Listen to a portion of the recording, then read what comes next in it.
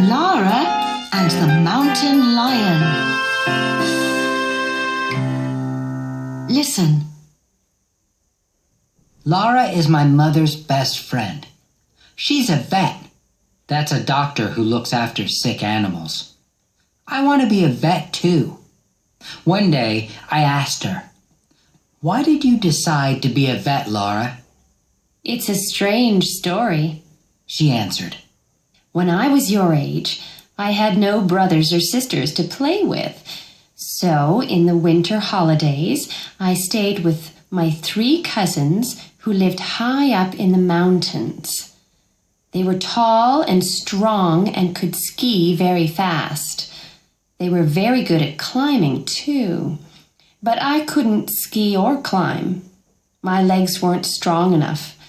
I was often ill too, so I had to carry different medicines with me all the time. One day, my cousins wanted to climb the mountain that was behind their house. They said, "You must come with us, Lara." They were unkind. They knew I wasn't well enough or brave enough. I walked a little way, but I was soon tired, so I had to stop and sit down. My cousins laughed at my red face. "See you later then," they called and went on up the mountain without me.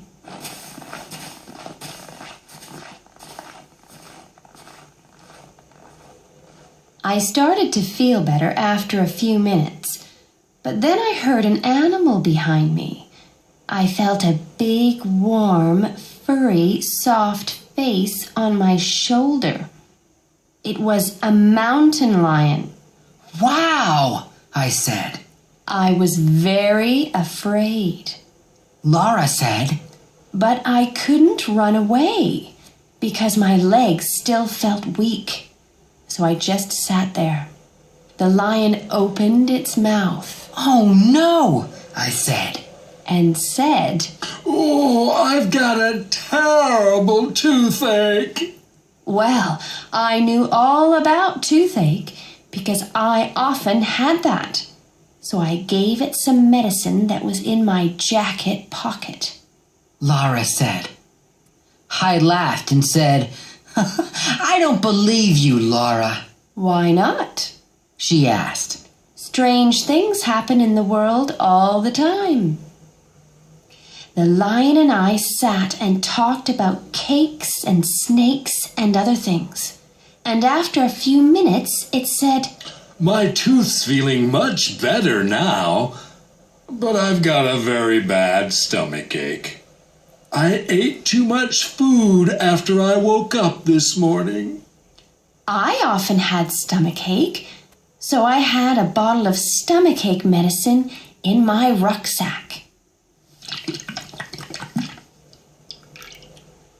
I put some on a little plastic spoon and gave it to the lion, and then we sat and talked about parks and sharks and other things. After a few minutes, the lion said, "My stomach's feeling much better now, but I've got a horrible headache. I lay in the sun for hours yesterday." I knew about headaches, so I took a clean handkerchief from my jacket pocket and put it in the snow before I put it on the lion's furry head. "That's very cold, but it feels good," the lion said. Then we sat and talked about tails and whales and other things.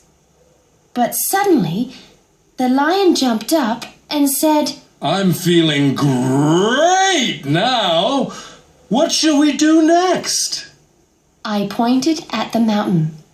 My cousins were already high up above us.